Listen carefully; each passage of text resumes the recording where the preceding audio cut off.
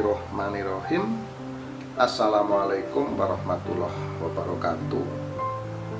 Salam rahayu sagung dumadi, sahabat Kitro Pamungkas dimanapun Anda berada. Syukur kita panjatkan kehadirat Allah Subhanahu wa Ta'ala, yang mana pada kesempatan ini kita masih diberikan nikmat sehat, yaitu nikmat yang paling tinggi dibandingkan dengan nikmat-nikmat yang lain.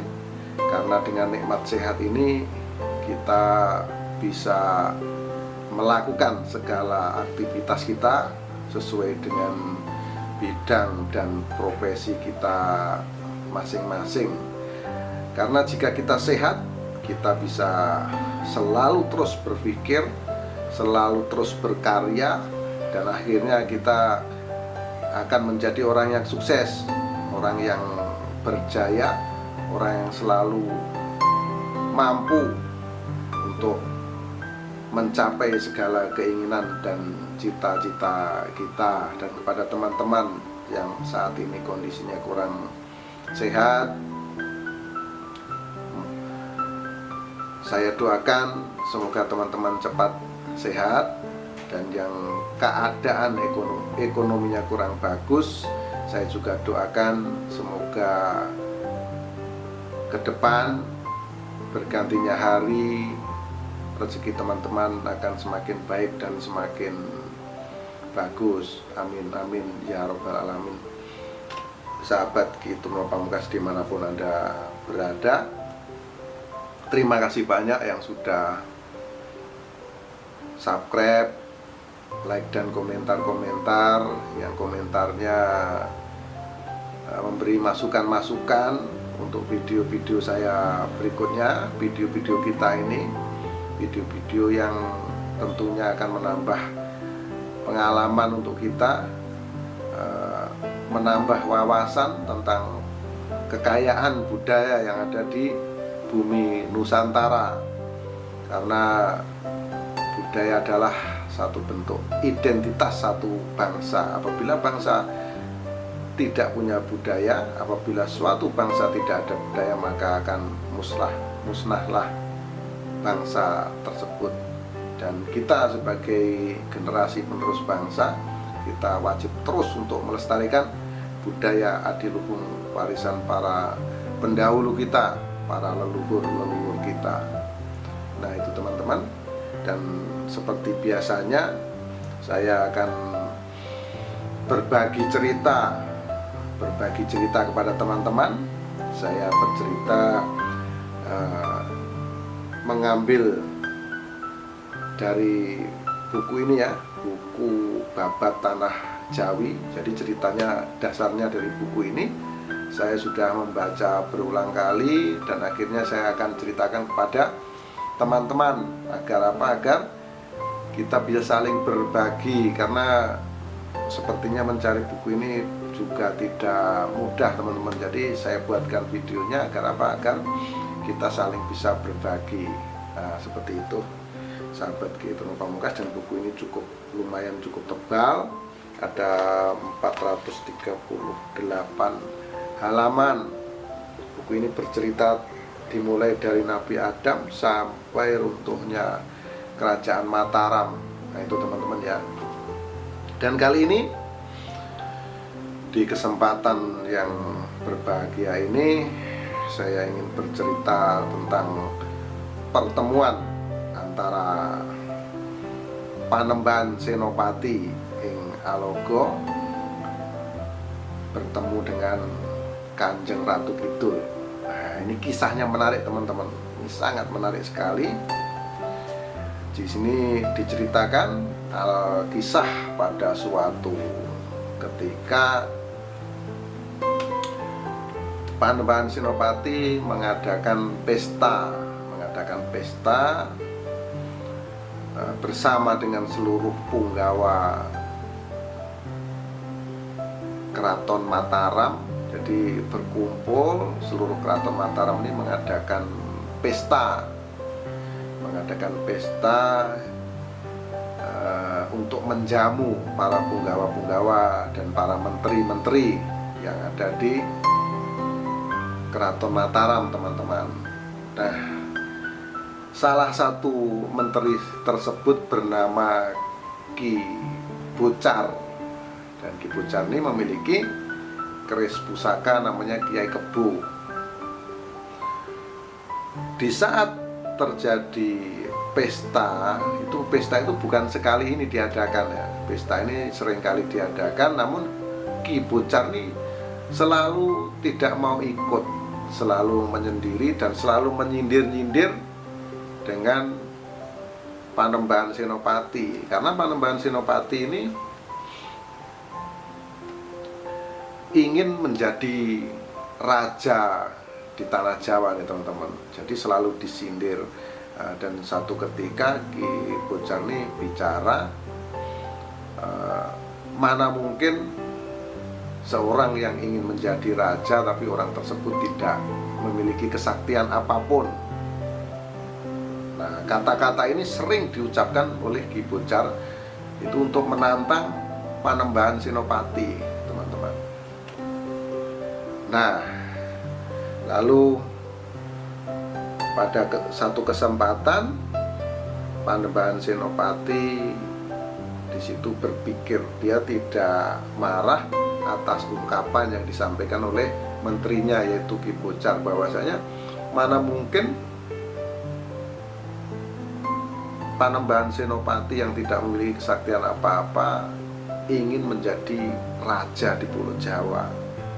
Nah, ini lalu Kanjeng Senopati introspeksi diri. Memang yang disampaikan oleh Ki Bocar adalah semacam tantangan dalam hati Senopati. Saya tidak akan melayani tantangan Ki Bocar, apapun yang terjadi, dia adalah menteri saya. Namun yang disampaikan Ki Bocar adalah benar. Kalau ingin menjadi raja tidak sakti itu ya tidak mungkin. Nah, itulah yang ada di dalam hati Panembahan Senopati, kata-kata yang ada di dalam hati Panembahan Senopati. Lalu Panembahan Senopati terus berpikir keras, dan pesta yang dilakukan tadi itu siang hari, teman-teman. Lalu selesai mengadakan pesta, yaitu ba'da maghrib selesai, Kanjeng Panembahan Senopati menjalankan sholat maghrib lalu kembali ke keraton. Nah, di pintu gerbang keraton sudah pasti ada penjaganya ya teman-teman ya. Panembahan Senopati ini berpesan kepada penjaga regol atau penjaga pintu di keraton Mataram bahwasanya kalau Ki Bocar masuk, kalian semua pura-puralah tidak tahu. Nah, itu sahabat ya. Jadi kalau nanti Ki Bocar itu masuk ke keraton, penjaganya dipesan sama Kanjeng Panembahan Senopati untuk pura-pura tidak melihat. Jadi biarkan saja dia masuk, nggak usah diikuti, nggak usah ditanya. Seperti itu pesan Kanjeng Panembahan Senopati kepada penjaga pintu regol. Lalu Ki Bocar ini betul-betul malam-malam masuk ke keraton nih teman-teman, dan betul-betul dibiarkan oleh penjaga regol, dan mereka pura-pura tidak tahu kalau Ki Bocar ini masuk.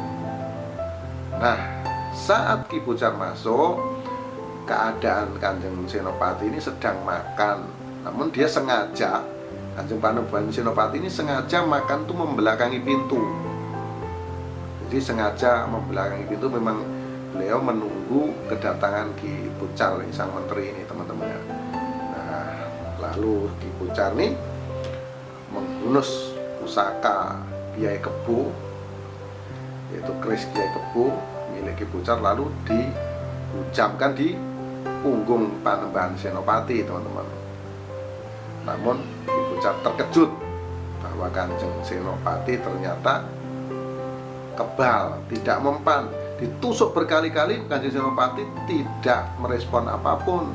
Beliau tetap makan seakan-akan tidak terjadi apa-apa, hingga sampai Ki Bocar sendiri lemas dan kecapean, lalu terduduk dan kerisnya tersebut menjadi tumpul teman-teman. Ujungnya tumpul lalu jatuh menancap ke tanah. Nah, setelah Ki Bocar ini jatuh dan duduk bersandar lemas di dinding, maka Kanjeng Senopati selesai makan dan meminum segelas air putih lalu menoleh kepada Ki Bocar.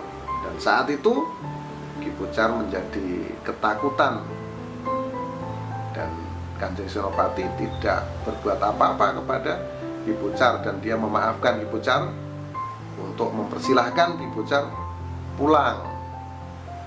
Nah, itu teman-teman ya.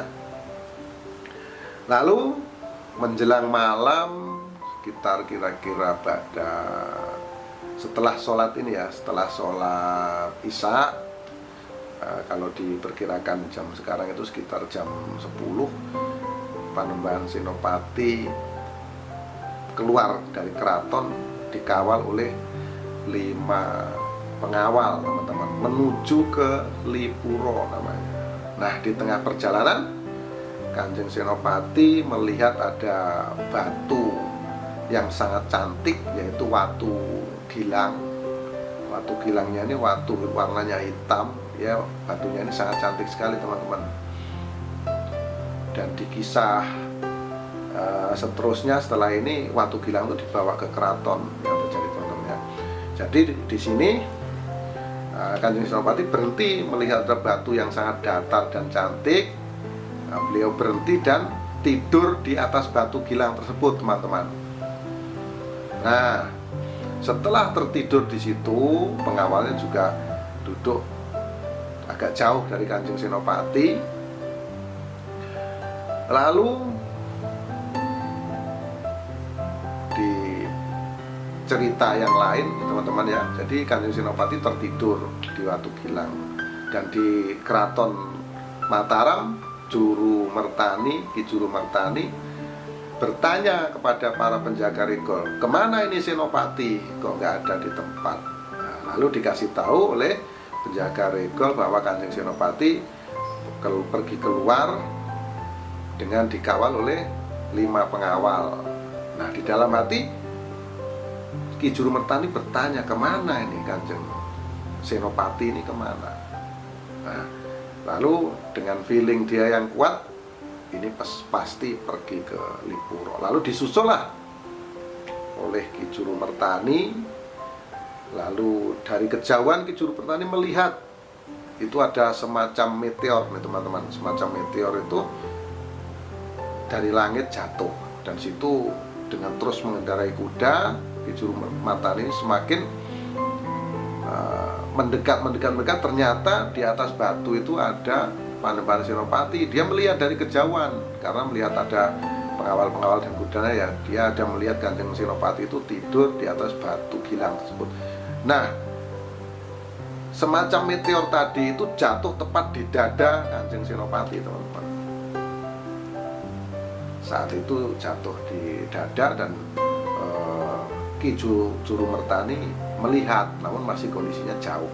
Lalu Kanjeng Senopati bertanya kepada bintang yang jatuh di dadanya, itu kamu siapa? Maksudmu apa? Nah, lalu bintang tersebut menyampaikan bahwa misalnya kamu suatu ketika akan menjadi raja yang sangat luar biasa di Pulau Jawa, sampai keturunan kamu itu akan menjadi raja yang sangat kuat. Itu kata bintang tersebut. Nah, lalu Ki Juru Mertani sampai dan dekat dengan Panembahan Senopati. Bintang yang menempel di dada Panembahan Senopati tersebut lalu hilang begitu saja.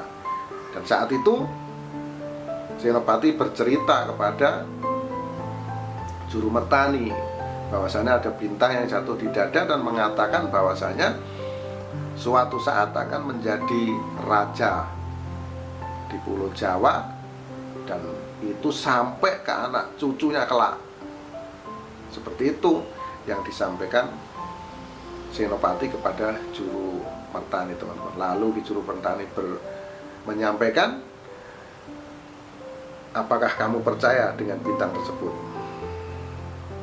Iya kalau itu benar, namun kalau itu salah, maka kamu akan sendirian dan kamu akan melakukan sebuah kesalahan yang besar. Karena pada saat itu teman-teman ya, itu kerajaannya itu masih kerajaan Pajang ya, jadi masih keraton kecil ini Mataram teman-teman saat itu. Jadi bagaimana menjadi raja Jawa apabila kerajaannya itu kecil. Nah, itulah maksud Ki Juru Mertani. Lalu jadi apa yang saya harus lakukan, Ki Juru Mertani? Nah, Senopati menyampaikan seperti itu. Baiklah, kalau begitu kamu bermohon kepada Allah Tuhan Yang Maha Esa di Parangtritis, dan saya akan bermohon kepada Allah Tuhan Yang Maha Esa di Gunung Merapi. Sama-sama kita mencari petunjuk. Nah, itu atas usulan Ki Juru Mertani teman-teman. Lalu mereka berpisah, dan ini dikisahkan di sini bahwasanya Senopati langsung masuk atau nyemplung ke Kali Opak, dan di situ beliau berenang untuk menuju ke pantai Parangtritis. Nah, pada cerita terdahulu pernah terjadi di Kali Opak ini, Panembahan Senopati pernah menolong ikan, namanya ikan olor. Ikan itu sangat besar, namun sama Senopati ikan itu tidak dibunuh, namun malah diberikan hiasan-hiasan berupa emas, dan ikan itu diberi nama Tunggul Wulung teman-teman. Nah, begitu ada Senopati berenang di Kali Opak, maka ikan olor tersebut atau ikan Tunggul Wulung tersebut mau membantu atau menolong, namun Senopati tidak mau. Beliau malah minggir, sampailah di Parangtritis. Nah, sesampainya di Parangtritis, Kanjeng Senopati bermohon kepada Gusti Allah, memohon petunjuk bagaimana supaya bisa menjadi seorang raja yang ada di tanah Jawa. Dengan kekuatan permohonan dia yang sangat luar biasa teman-teman, yang terjadi air yang ada di Parangtritis bergolak teman-teman, bergolak dan menjadi mendidih, banyak ikan-ikan yang berlompatan keluar dari air dan akhirnya mati. Nah, saat ikan-ikan mati dan air itu menjadi panas, maka di dasar laut yang paling dalam sana itu ada keraton, yaitu ratunya Kanjeng Ratu Kidul. Nah, Kanjeng Ratu Kidul ini merasa heran, kenapa ini ada air, kenapa ini airnya terasa panas, terus banyak sekali ikan-ikan yang mati. Ini sebetulnya ada apa? Apakah ini ada matahari jatuh ke laut atau terjadi kiamat? Maka keluarlah Kanjeng Ratu Kidul, berjalanlah di atas air, dan Kanjeng Ratu Kidul melihat cuma ada satu orang di pinggir pantai Parangtritis, yaitu Kanjeng Panembahan Senopati. Dan Ratu Kidul menghampiri Senopati lalu menyampaikan, ini ada apa?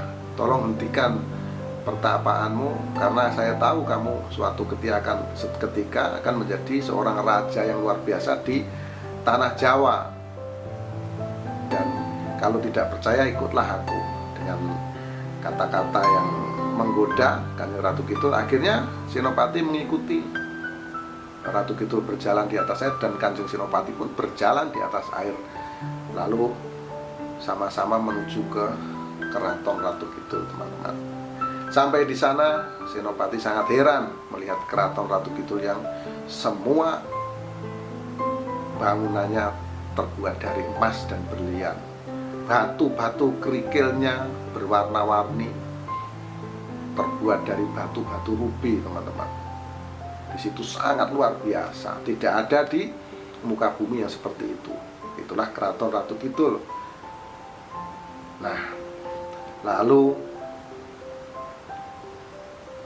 Kanjeng Ratu Kidul mengajak Senopati menuju ke tempat tidurnya, memberitahu seperti apa tempat tidurnya, lalu ditunjukkan.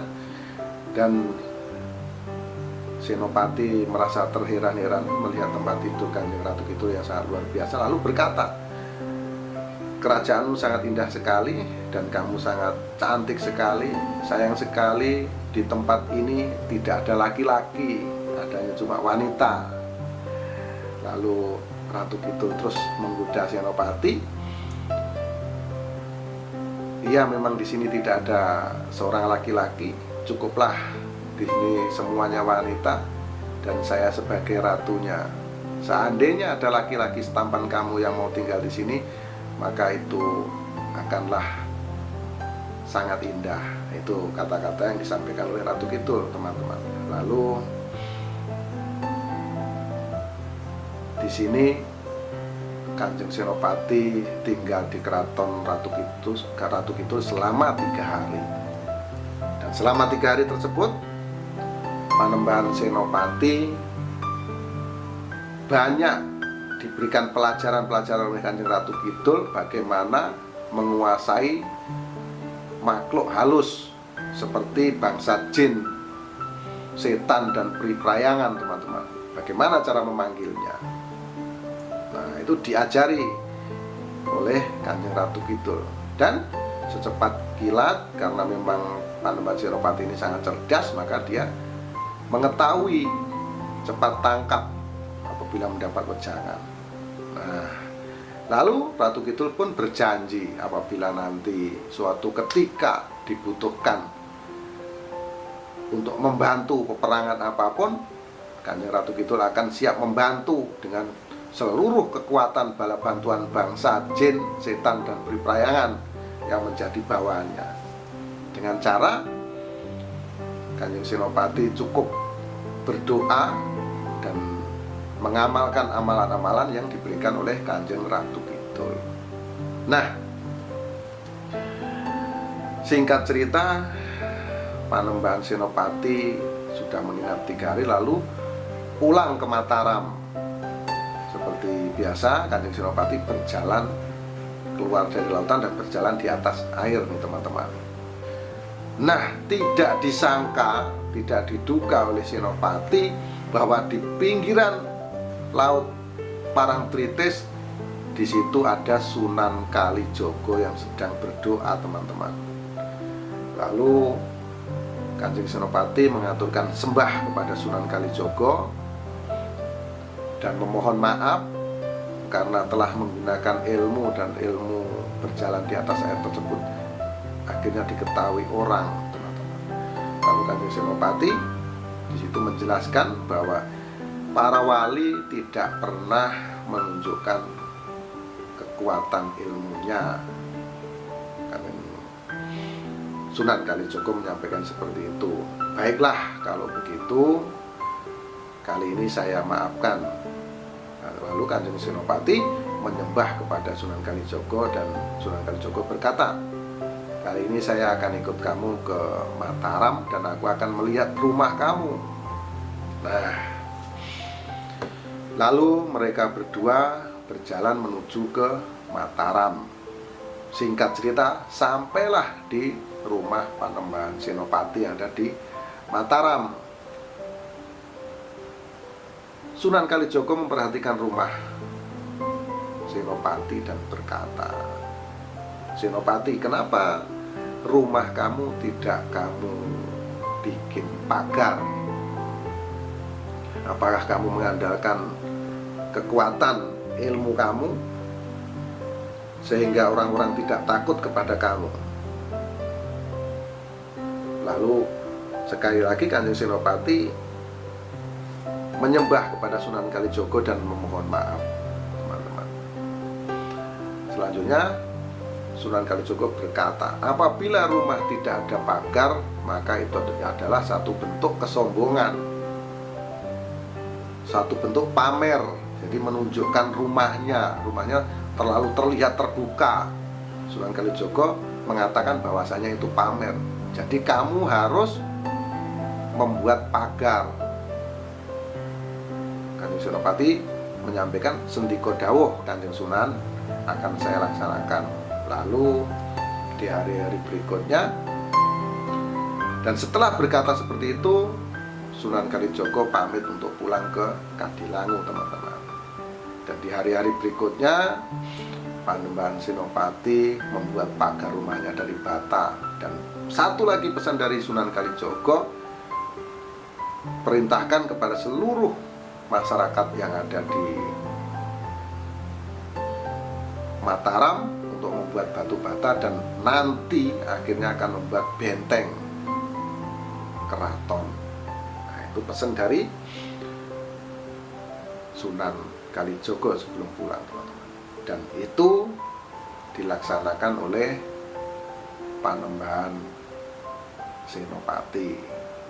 Dan akhirnya seperti teman-teman ketahui bahwa Kanjeng Panembahan Senopati Ing Alogo memang benar-benar menjadi Raja Mataram. Nah, itulah sepenggal cerita, kisah cerita pertemuan antara Kanjeng Panembahan Senopati dan Kanjeng Ratu Kidul, teman-teman. Dan kita ketahui bersama, akhirnya mereka terjalin hubungan suami istri. Nah, semoga kisah ini mampu menginspirasi kita semua, mampu menambah wawasan untuk kita semua,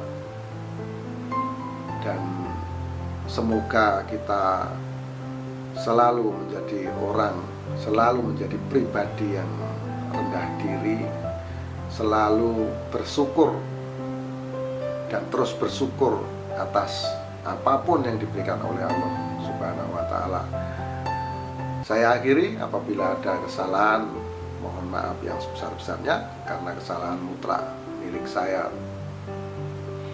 dan kebenaran hanyalah milik Allah Subhanahu wa Ta'ala. Akhirul salam, wabillahi taufiq wal hidayah. Wassalamualaikum warahmatullahi wabarakatuh. Salam rahayu sagung dumati, salam persahabatan sedunia dari saya, Ki Truno Pamungkas.